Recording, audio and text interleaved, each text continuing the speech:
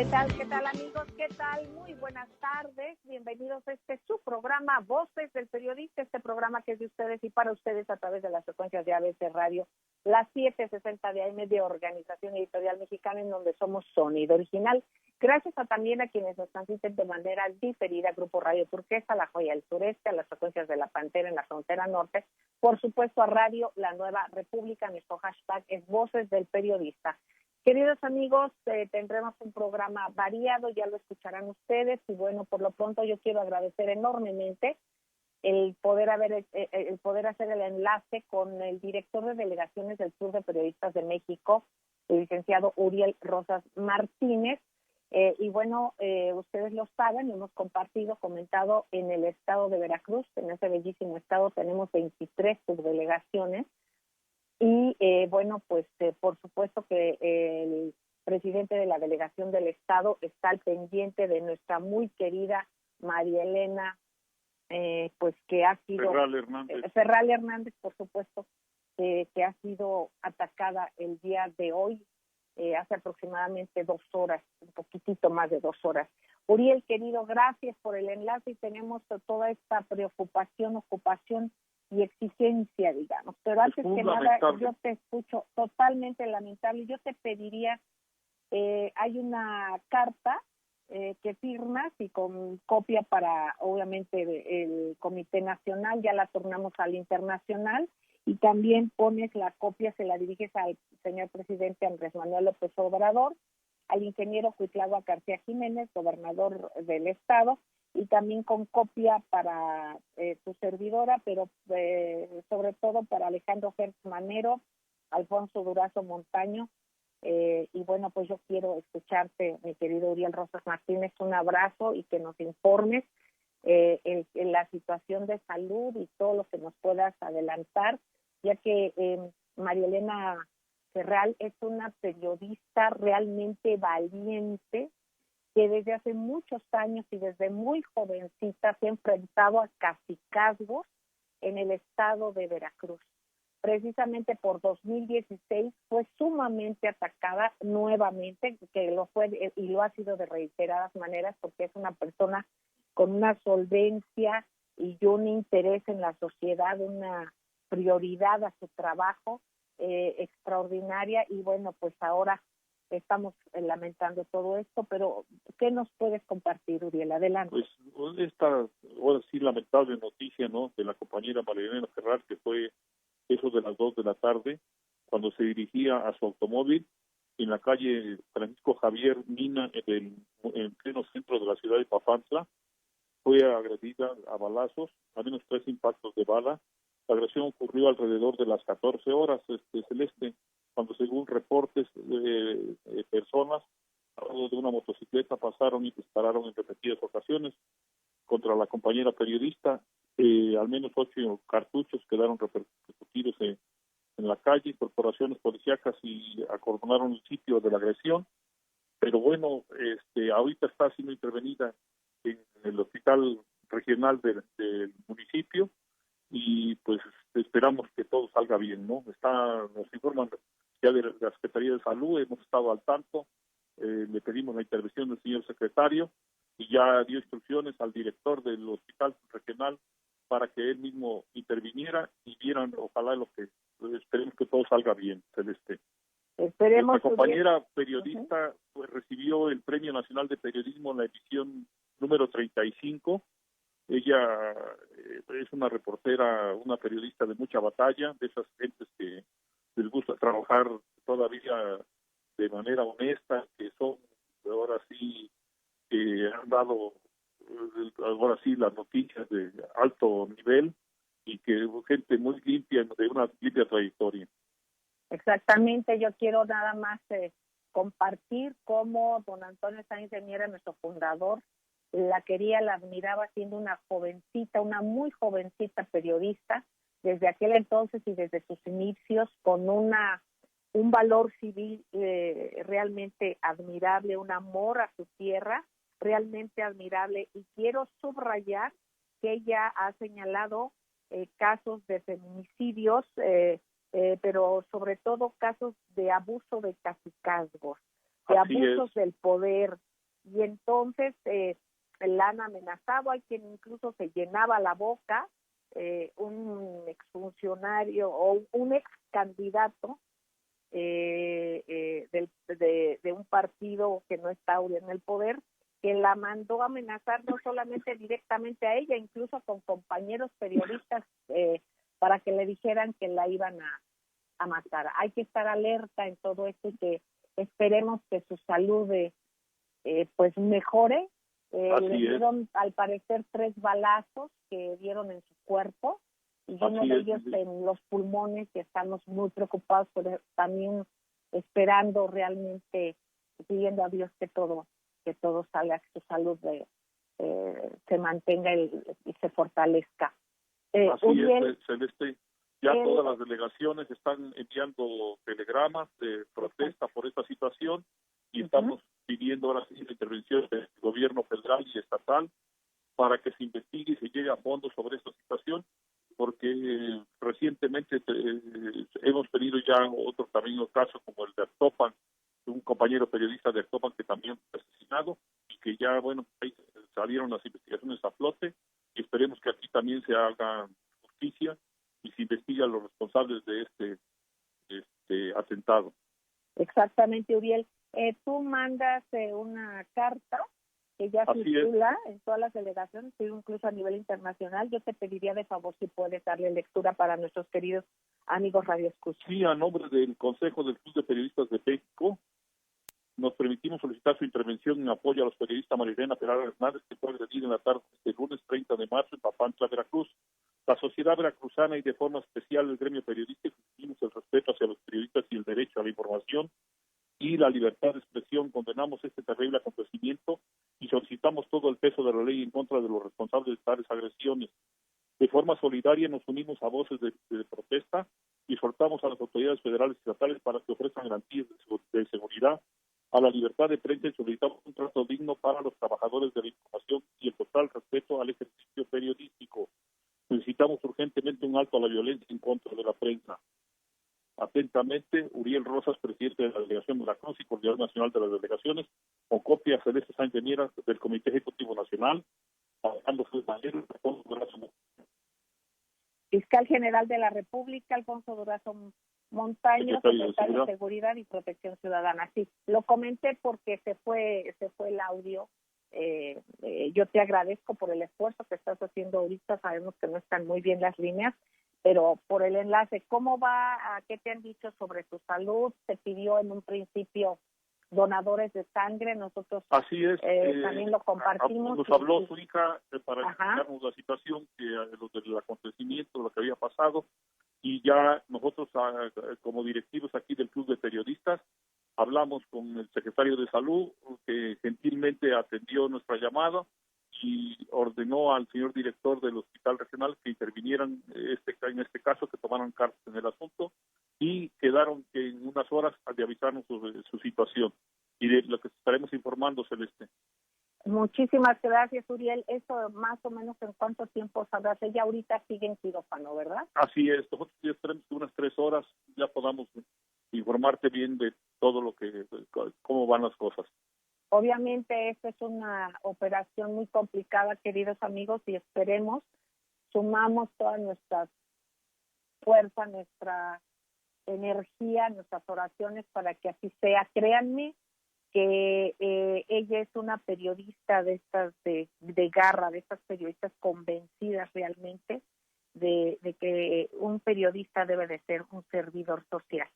Y lo está demostrando ni más ni menos, por desgracia, que con el riesgo de su vida.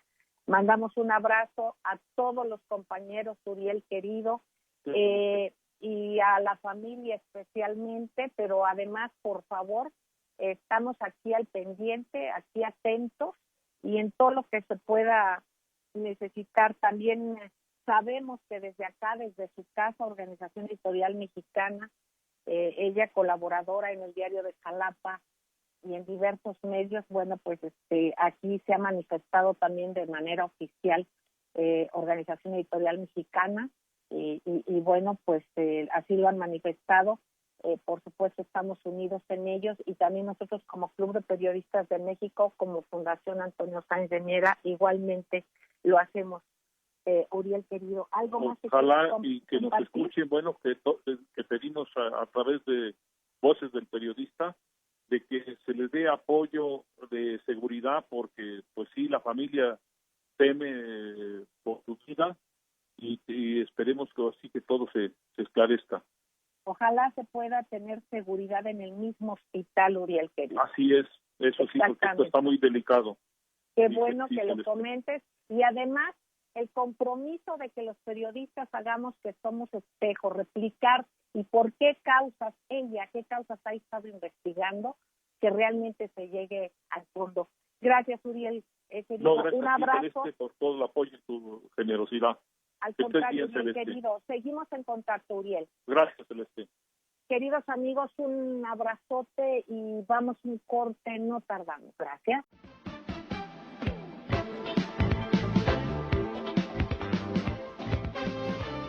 Gracias, queridos amigos, gracias por seguir con nosotros en las frecuencias de ABC Radio, las 760 de AM de Organización Editorial Mexicana. Gracias también a quienes nos transmiten de manera diferida, Radio Turquesa, Frecuencias de la Pantera, Radio La Nueva República. Recuerden que en ABC Radio de Organización Editorial Mexicana somos sonido original. Queridos amigos, bueno, pues por supuesto seguiremos con la información de este lamentable acontecimiento y que está en vilo la vida de nuestra querida compañera María Elena Ferral, pero que fue atacada hace casi 3 horas ya en Veracruz, en Papantla, Veracruz. Hablamos hace unos minutos con Uriel Rosas Martínez, el director de nuestras delegaciones, coordinador de las delegaciones del club, pero además director de la delegación del estado de Veracruz. Y bueno, pues ya estaremos informando, queridos amigos. Por otra parte, también les reitero que la compañera, pues colaboradora del Diario de Jalapa, colaboradora de Organización Editorial Mexicana, una mujer íntegra, a quien tengo el gusto de conocer y la conozco desde que hace muchísimos años, desde que pues bueno, ya ni quiero decirles cuántos, pero muchísimos, como 25.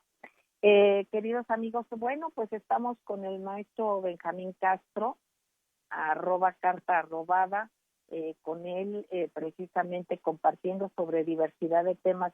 Él es economista, ustedes lo conocen, y bueno, es por supuesto un tema fundamental y que además él ha publicado sobre lo que él ve y lo que él analiza en esta coyuntura de este COVID-19, cómo después, cuando pase esta contingencia de esta pandemia, se podrá reconstruir no solamente México, sino el mundo después de este golpe económico que de todas formas ya se hubiera dado con coronavirus o sin coronavirus.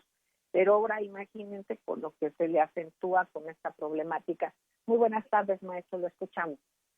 Buenas tardes, Celeste, buenas tardes al auditorio. Y sí, pues ahorita tenemos que reflexionar o buscar más bien la forma de hacerle frente primero a la contingencia, a la urgencia, mejor dicho, ¿verdad?, de cómo enfrentar esta pandemia global de la manera en que está golpeando aquí en nuestro país, cuando todos sabemos pues, que tenemos un sistema de salud destruido, que fue desmantelado en los últimos 30 años y se condujo al sistema de salud más bien hacia la privatización, de tal manera que ahorita en este momento pues existe un amplio sector privado de salud, ¿verdad?, y un sector público muy debilitado, con hospitales de hace 30 años, en donde no ha habido construcción importante y mucho menos equipamiento.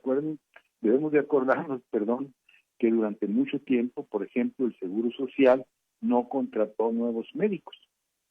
Punto. No se contrataban médicos, los residentes hacían su especialidad y se iban, y no había contratación. Apenas hace un año que se abrió la contratación de médicos en el Seguro Social. Así que ahí tenemos un agujero enorme que tenemos que resolver ¿verdad? Reconstruir aceleradamente el sistema de salud, no solo para esta pandemia que es muy agresiva, sino también para el futuro, ¿verdad? Porque para el futuro también necesitamos al menos aumentar en un 50% la capacidad que tiene el sistema de salud en el país, en camas, en hospitales, en médicos, en enfermeras. Simplemente eso es un reto, ¿verdad? Segundo, la economía que va a ser muy afectada, que ya no venía creciendo, en este momento pues puede tener una caída. Yo no le voy a hacer caso a lo que dicen las calificadoras, por ejemplo Fitch o Moody's, que hablan de caída hasta del 35% en el PIB en este trimestre, el trimestre de la epidemia. Yo no creo que sea tanto, pero vamos a suponer que sea como en los Estados Unidos, que se dice va a caer un 2%, un 3%, por abajo de cero, claro, ¿verdad? Puede ser que eso es lo que nos ocurra a nosotros y eso también vamos a tener que reconstruirlo. Vamos a tener que reactivar la economía, de ninguna manera dejar los proyectos de infraestructura, más bien multiplicar los proyectos de infraestructura, es decir, tener o terminar Santa Lucía, Dos Bocas, el Tren Maya, pero sumarle algunos otros grandes proyectos de infraestructura que movilicen empleo, que pongan y den trabajo a las constructoras y de ahí al real se desparrame el impacto, ¿verdad?, del crecimiento de esos proyectos. Entonces, para todo eso se requieren recursos. Uh-huh. Y ahí es donde hay que pensar de forma nueva.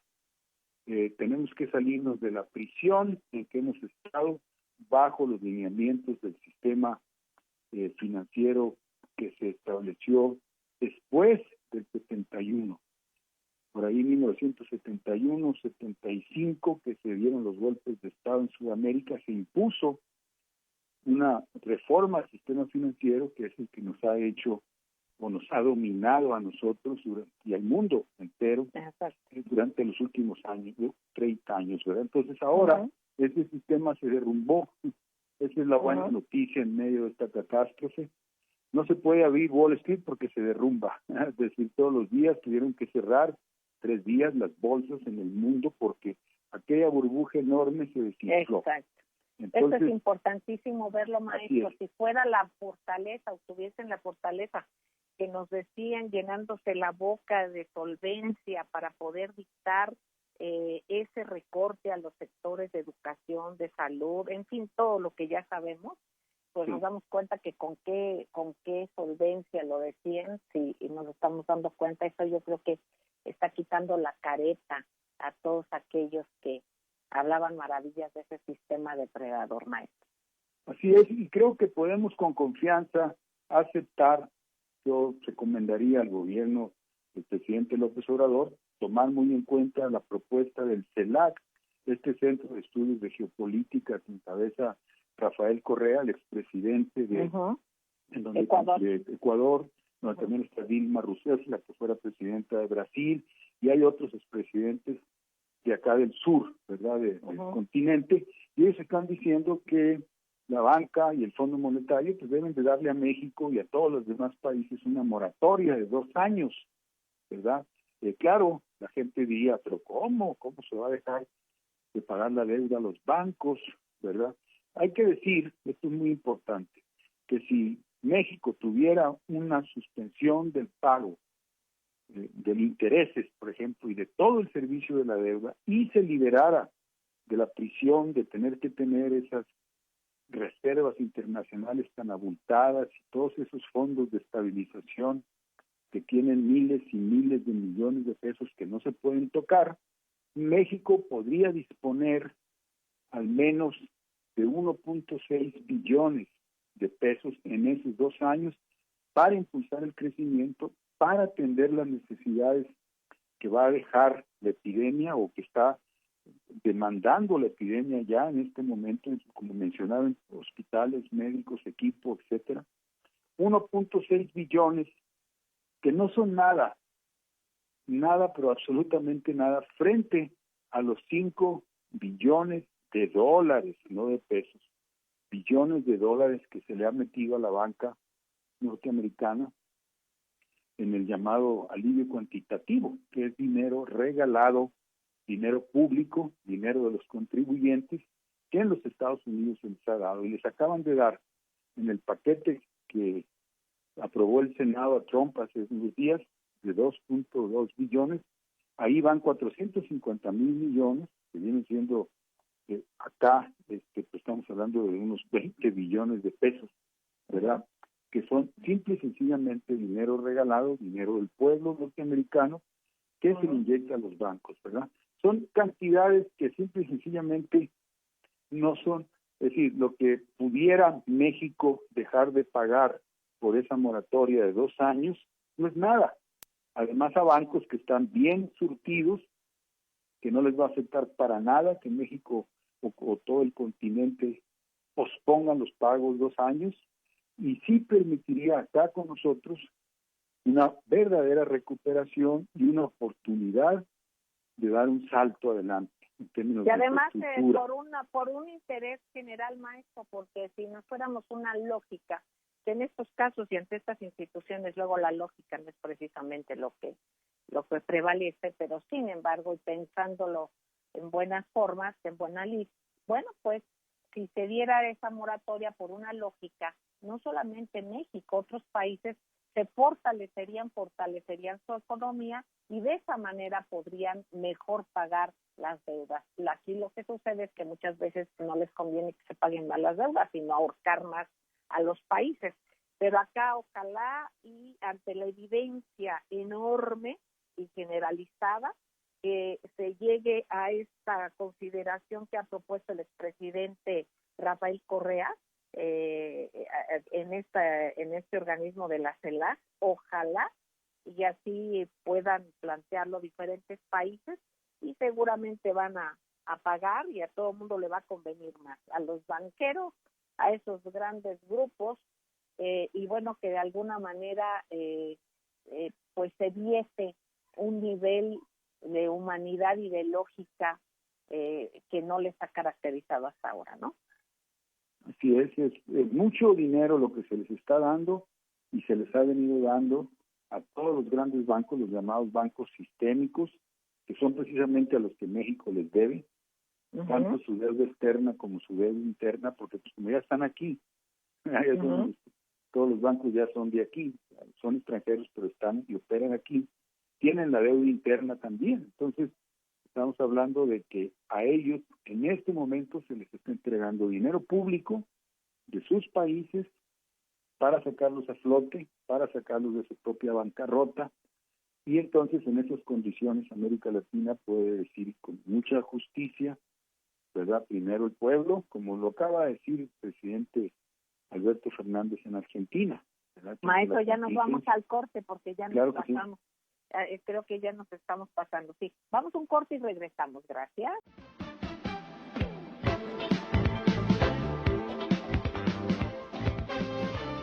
Gracias, queridos amigos. Gracias por seguir en ABC Radio, Grupo Radio Turquesa, Frecuencias de la Pantera Radio La Nueva República.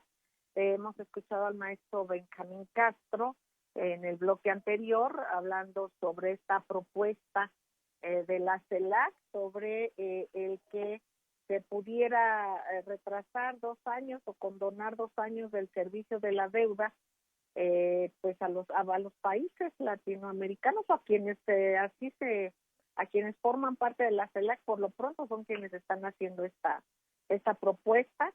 Y bueno, pues este es el tema que nos trae el maestro Benjamín Castro. Nos fuimos al corte y no terminó la idea, pero también anunciarles que ya se encuentra en estos micrófonos, y mucho lo agradecemos, el gran periodista, caricaturista, académico, bueno, extraordinario, el maestro Rafael Barajas Durán, @Fisgón Monero. Un honor, maestro querido. No, al contrario, el honor es totalmente mío. Y quiero decir que me parece que el tema que tocó Benjamín es fundamental, porque entre otras cosas nos tenemos que replantear al mundo. Es increíble que estamos viviendo fenómenos inéditos, fenómenos muy serios, ¿no? y parece ser que hay sectores que buscan que todo siga absolutamente igual, y eso pues ya no se puede. Claro que no. Una de las cosas que puso en evidencia esta crisis es la irresponsabilidad que implicó el desmantelamiento de los viejos sistemas de salud, ¿no? En Italia tú tenías hace apenas unos años casi que el doble de camas que tienen ahora, y ahora que están con la pandemia pues las necesitan urgentemente, y bueno, pues no simplemente no las tuvieron, ¿no? Es curioso porque parece que hay un sector de la opinión pública, incluso pues de un sector digamos del grupo dominante, que quiere que sigamos respondiendo de la misma manera. Por ejemplo, me parece increíble que se busque, entre otras cosas, que los gobiernos se endeuden como antes, ¿no? Uh-huh. Y que busquen salidas de este tipo a una deuda, salidas que implican, entre otras cosas, negocio, como lo que está haciendo Alfaro, el gobernador de Jalisco. ¡Qué barbaridad! Es una irresponsabilidad increíble, ¿no? Que promete que va a hacer quién sabe cuántas pruebas, además le quedan, da un adelanto, además le quedan mal, le contestan el teléfono, pero además, vamos, la solución que estaba buscando, obviamente es una solución que no atiende ni resuelve los problemas de la pandemia, que sí plantea, digamos, una estrategia ante opinión pública, pero que además es totalmente inútil para fines prácticos. Porque yo estaba recordando que una de las cosas que se critican hoy en día, que se le critican hoy en día al gobierno, es el hecho de que el gobierno no está buscando soluciones que pasen por negocios de multinacionales. Por ejemplo, todo lo que ha hecho el gobierno en términos de control de la pandemia hasta ahora ha sido eficaz. Hay una cosa que hay que entender, que sí, es un hecho que si no atendemos la orden, el mandato de quedarnos en nuestras casas, pues vamos a seguir expandiendo el virus, y esto sí nos va a provocar un pico muy importante, y la estrategia que está siguiendo la Secretaría de Salud ha sido muy responsable hasta ahorita. Incluso reconocida por el organismo mundial de la salud, ¿no? La Organización Mundial de la Salud. Solo la derecha no lo reconoce, ¿no? Maestro, y perdón que irrespetuosamente le repute yo, bueno, no irrespetuosamente porque se vale disentir, obviamente, ¿no? Pero así contradecirle, pues no son el grupo dominante, maestro, son el grupo de lana, pero los dominantes somos los ciudadanos, entonces el grupo dominante tiene toda la razón. Es el grupo dominante, maestro. No, son los grupos poderosos, ¿no? Es una cosa increíble, son los grupos que fueron dominantes hasta hace una semana, ¿no? Y que siguen teniendo un poder económico bestial. Mira, por ejemplo, yo recuerdo en México tenemos un problema severísimo de con los niños, ¿no? De que de repente les dan unas diarreas terribles y se deshidrataban y tal. Y se buscó una salida en lo que son los famosos sueros orales. Y es chistoso porque las grandes empresas multinacionales criticaban ese proceso y porque entonces no era negocio, eran aguas muy baratas, ¿no? Pero con esas, con los sueros orales se bajó la muerte por diarrea, por deshidratación, sí, se bajó hasta 70%, es una cosa muy importante, ¿no? Y sin embargo, estas empresas criticaron incesantemente estas opciones. Yo creo que estamos ante algo muy similar. Hay un pleito entre lo que son los grandes negocios y lo que es la ciudadanía. Pues nosotros todos somos ciudadanía. Es decir, el grueso de la población es ciudadanía, no está ligada a las lógicas de estos grandes negocios. Y yo sí creo que nos tenemos que replantear, entre otras cosas, la necesidad de volver a construir un sistema de salud sólido, un sistema de salud importante que le haga frente a todas estas cosas. Porque haber desmantelado esos sistemas de salud no trajo grandes beneficios, ni siquiera en términos macroeconómicos, es decir, ayudó a algunos negocios de coyuntura, y sin embargo lo que ha provocado es un problema estructural muy fuerte, porque ahorita lo que estamos enfrentando, lo que vamos a enfrentar después de la pandemia, es sin lugar a dudas una recesión bestial, si no es una depresión. Entonces, dime tú si tenía sentido ahorrarnos el dinero que estaba destinado a la salud de la gente, ¿no? Incluso en términos neoliberales, esto es una de las peores inversiones que pueden hacer. Exacto. Esa y tantas cosas, maestro, la inseguridad y tanto, todo es un abandono total a obligaciones del Estado, ¿no? O sea, a cosas que deben de verse como Estado, como el beneficio general, no como un beneficio para unos cuantos, ¿no? Pues, habiendo estos beneficios, estando cubiertos, todos estaremos mejor, todos los grupos sociales, ¿no? O sea, y obviamente que no habrá esos picos tan tremendos, esas diferencias tan tremendas. Maestro don Benjamín, algo como nos fuimos al corte de manera intempestiva, no sé si quiera redondear en algo antes de irnos al corte. Sí, claro que sí. La moratoria o la suspensión de pagos, como decía, es algo absolutamente imprescindible. Le está pasando a Europa, le está pasando a Italia, no tienen recursos para reconstruir el sistema de salud destruido en la propia ciudad de Nueva York. El gobierno de Bloomberg, el anterior, desmanteló 20 hospitales públicos que en este momento se van a tener que sustituir con un barco del ejército. Entonces, lo que dejen de pagar los países, quiero insistir en eso, de América Latina, en el caso de México, 1.6 billones en 2 años, no es nada comparado con las inyecciones de dinero que se le viene haciendo a los bancos desde hace, al menos desde el 2008-2009, alrededor de 14 billones, pero de dólares. Cada billón de dólares son 20 billones de pesos de acá de México, ¿verdad? Eso nos da la proporción. Lo que son 1.6 billones que México dejaría de pagar para poder reconstruir el sistema de salud, hacerle frente a la epidemia y lanzar una serie de grandes proyectos de infraestructura para generar empleo y levantar la economía, ya que pase la pandemia, decía yo, es absolutamente nada comparado con lo que le van a dar ahora los bancos en el paquete de Trump de hace 2 días. 450,000 millones de dólares, que van a servir de apalancamiento para 4 billones de dólares en préstamos a la banca. Bueno, maestro, nos vamos a ir al corte, maestro. Sí. Sí, no tardamos. Gracias.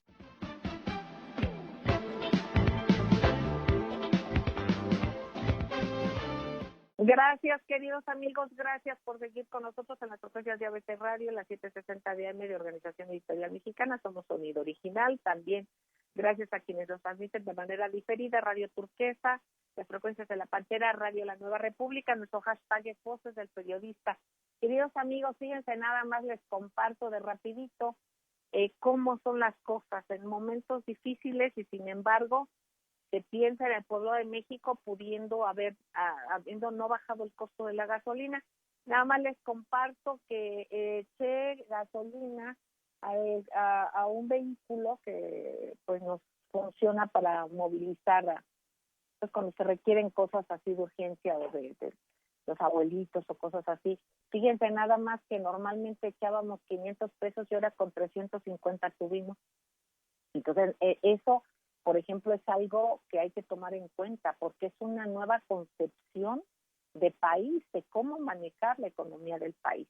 Y sobre este tema, precisamente que compartí el maestro Benjamín Castro, maestro Rafael Barajas Durán, yo le preguntaría a usted cómo habría que replantearnos ahora sí que el mundo después de todo esto. Mira, lo primero que tenemos que recordar es que, efectivamente, la supervivencia de la humanidad solo se puede hacer en colectivo. Si no nos cuidamos entre todos, no hay salida, no hay solución. no hay esperanza, ¿no? Es decir, tenemos, entre otras cosas, que regresar a las lógicas de la solidaridad y tenemos que regresar, entre otras cosas, a la idea de la colectividad, ¿no? Es decir, solo entre todos nos podemos salvar a todos. Y si no, pues va a seguirnos ocurriendo lo que estamos viendo, que es increíble. Esto recuerda mucho un proceso que se dio ya en el siglo XIX, que efectivamente en Londres, no sé si ustedes recuerdan, este Londres que dibujaba Doré, este Londres que describía Víctor Hugo, el Londres que describió también Federico Engels de la clase obrera, ¿no? Es un Londres de grandes contrastes, donde tú tenías, por un lado, fortunas extraordinarias y por el otro lado tenías a gente que vivía en condiciones de miseria dantescas, ¿no? De repente los sectores pudientes se sentían muy bien, se sentían muy felices y efectivamente estalló un problema de salud pública muy importante. Se soltó una plaga, creo que era la peste bubónica, que asoló a parte importante de la población. Y claro, esta peste pues no distinguía fortunas, no distinguía estatus sociales y arrasó con todo el mundo. Y esto obviamente dio lugar al surgimiento de un movimiento muy importante, que es el movimiento de los higienistas, ¿no? Que, digamos, eran una beta social del socialismo utópico, una beta, digamos, con tintes benefactores del socialismo utópico, pero que tenían toda la razón. Y ahí surge, entre otras cosas, la idea de la necesidad de hacer un aparato de bienestar, un aparato de salud que cubra a absolutamente todo el mundo, porque nadie, absolutamente nadie, está exento de los estragos de este tipo de estragos, ¿no? Pues bueno, son cosas que tenemos que recordar, y yo sí estoy convencido de que tenemos que revisar nuestras prioridades para empezar. Exactamente. Pues aquí, con todo esto, maestro, yendo desde lo particular, o sea, desde nuestro pueblo hasta de nuestro país, hasta ahora sí que en todos aquellos países que aplicaron esta política económica y que nos damos cuenta que la realidad que se está dando en la cara a todos aquellos que pues se prestaron a dar seguimiento a ellos sin tener el menor miramiento de las consecuencias catastróficas que se pudiesen venir, como ahorita esto mismo está enfrentando todo ello, ¿no? Desde la parte particular, desde la parte personal, desde la reflexión nuestra, de cada quien, de cada uno de nosotros, cómo aportar, también desde la parte académica para poder retomar estos temas como el que hablaba el maestro Benjamín Castro, como también de todo lo que pueda hacerse, maestro, y de ese tema reiterado al que hemos tocado, que es de las mentiras, de este cinismo tremendo, porque no se puede seguir haciendo daño ocupando el dinero del pueblo, además que fue y es dinero del pueblo, porque fue distraído, robado, por decir tan amablemente, de una manera muy amable, lo que hicieron. Por ejemplo, para ahora estar contratando bots y una serie de cosas para estar engañando a la gente. ¿Qué podemos hacer, maestro? Bueno, es decir, lo único que nos queda hacer es organizarnos una vez más, ¿no? Y yo creo que la gente sí lo está haciendo, ¿no? Yo creo que sí hay un incremento en la conciencia, pero creo que no es suficiente.